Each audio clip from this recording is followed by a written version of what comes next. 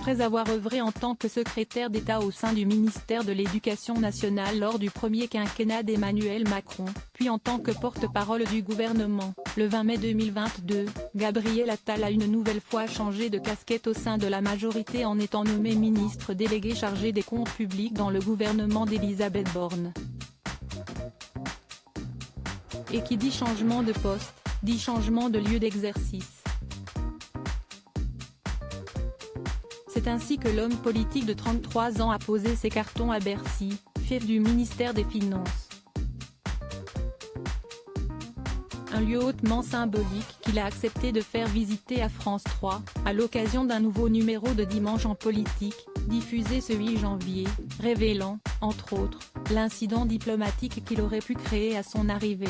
En passant la porte du bureau personnel du bras droit de Bruno Le Maire, nos confrères n'ont pas manqué de souligner que le mobilier n'avait pas bougé depuis les nombreux changements de propriétaires.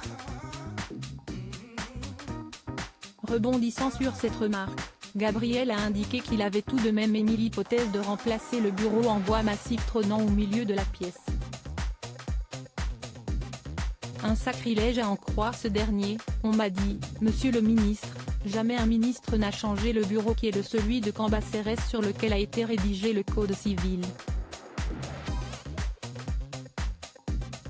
Cela sera vu comme un acte de reniement de ce qui est constitutif du bureau du ministre du Budget. Ne voulant pas faire d'incident diplomatique, il a alors décidé de conserver l'objet sacré. Supérieur à Gabriel Attal, les membres de sa galaxie en imageaient ce Gabriel Attal moqué lors de son arrivée à Bercy.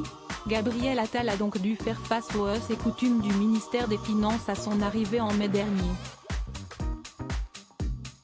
Si celui qui se décrit volontiers comme un élève modèle s'est plié aux règles en ne changeant pas le mobilier de son bureau, sa première entrée au 139 rue de Bercy aurait elle aussi fait grand bruit.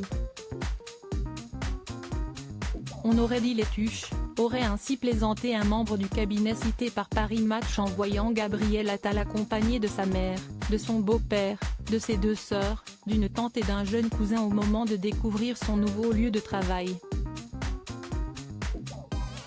Article écrit en collaboration avec 6 médias Crédit Photo, capture d'écran France 3.